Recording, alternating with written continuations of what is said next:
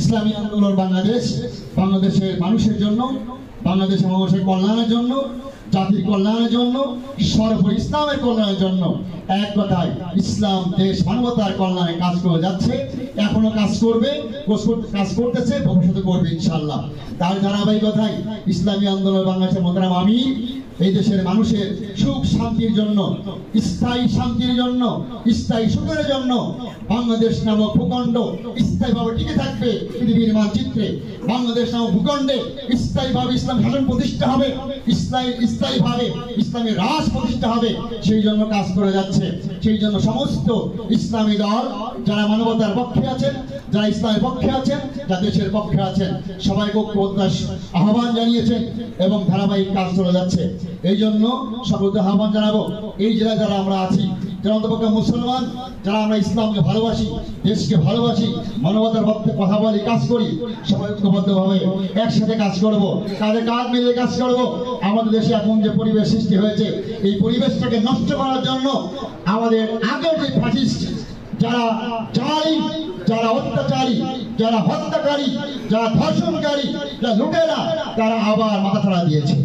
এরা আবার মাথাছাড়া দিয়েছে যাতে করে আমরা 5ই আগস্টের পরে যে পরিবেশ সৃষ্টি হয়েছিল, এই পরিবেশ ঠিক না থাকে, পরিবেশ বিনষ্ট হয়, তাহলে তারা আবার ধর্ষক সৃষ্টি করেছে, তারা আবার ছিনতাইকারী সৃষ্টি করেছে। আজকে পত্রিকা রিপোর্ট দেখেছেন যে টাকা দিয়ে ছিনতাই করার জন্য কিলার ভাড়া করা হয়েছে, ছিনতাইকারী ভাড়া করা হয়েছে, কিলার ভাড়া করে হত্যা করার জন্য, বিভিন্ন আগুন দেওয়ার জন্য মানুষ ভাড়া করা হয়েছে। এইগুলি সুস্পষ্ট কথা। বর্তমান সরকারকে বলবো, ইসলামী আন্দোলন সহ যারা এই ফ্যাসিস্ট আওয়ামী লীগ সরকার ঘটানোর জন্য সবসময় কাজ করেছে, সবসময় রাস্তায় ছিল, সবসময় রক্ত দিয়েছে, জীবন দিয়েছে, সময় দিয়েছে, সকলে আপনাদের পাশে আছে। আপনারা শক্ত হস্তে এই দেশ পরিচালনা করুন। আমাদের প্রয়োজন হলে যখন ডাকবেন, যেখানে ডাকবেন, ইসলামী আন্দোলন বাংলাদেশের সকল সহযোগী সংগঠন, ইসলামী আন্দোলন, ইসলাম প্রিয় মুসলমান আপনাদের পাশে থাকবে ইনশাআল্লাহ। আমরা কোন ধর্ষককে বাংলাদেশে ঠাঁই দিতে দেখতে চাই না। সকল ধর্ষক, সকল অত্যাচারী, সকল খুনিরা, সকল ছিনতাইকারী, সকল সন্ত্রাস, সকল লুটেরা এবং সকল প্রকার অন্যায়কারীদের বিচারে বাংলা মাটি হতে হবে। আমরা সরকার প্রধানকে বলবো, যে বাজার আপনাকে বারবার চাপ দিচ্ছে, দ্রুত নির্বাচন দিন, দ্রুত নির্বাচন দিন। আমরা বলবো প্রয়োজনীয় সংস্কার আগে প্রয়োজন, যেটা বাংলাদেশ ইসলামের মোহতারাম আমির বলেছেন, হ্যাঁ সংস্কার প্রয়োজন আছে।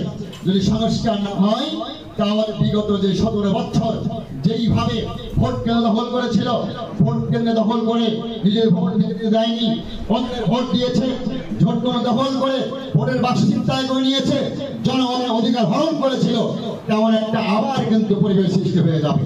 অতএব সর্বাবস্থায়, সব জায়গায়, সব ক্ষেত্রে, সব সেক্টরে সংস্কার অবশ্যই প্রয়োজন আছে। ঠিক না বন্ধুরা? অবশ্যই সংস্কার প্রয়োজন আছে।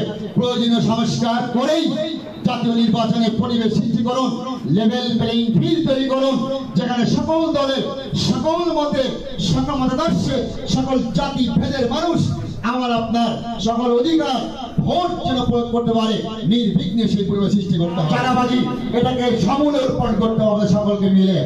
রাজবাড়িতে যদি সকল ইসলামী দল এবং যারা আওয়ামী লীগের বিরুদ্ধে ছিল সকল ঐক্যবদ্ধ হয়ে যদি সকল চাঁদাবাজকে রুখে দেয়, রাজবাড়িতে একটা চাঁদাবাজ খুঁজে পাওয়া যাবে না। অতএব আহ্বান জানাবো, সবাই আসুন, ঐক্যবদ্ধ হন, চাঁদাবাজ রুখে দেন। সকল প্রকার খুনি বিভিন্ন জায়গায় রাতের অন্ধকারে পিস্তল ঠেকিয়ে, অস্ত্র ঠেকিয়ে দিন দুপুরে কুপিয়ে মানুষ হত্যা করতেছে। বিশেষ করে মাদারীপুরে মসজিদে ঢুকে 3 ভাইকে হত্যা করেছে। এরা নিকাজক কাজ করেছে, কখনো আশা করা যায় না। মুসলমানদের মসজিদ পবিত্র জায়গা, যেখানে অন্যায় করার কোনো সুযোগ নেই, এমন বিভিন্ন জায়গায় কিন্তু ঘটতেছে। এগুলি কিন্তু ওই আওয়ামী লীগের প্রেতাত্মারা ঘটাচ্ছে। আল্লাহ যারা মৃত্যুবরণ করেছে, আল্লাহ সকলকে জান্নাতুল ফেরদাউসের ফয়সালা করে দাও।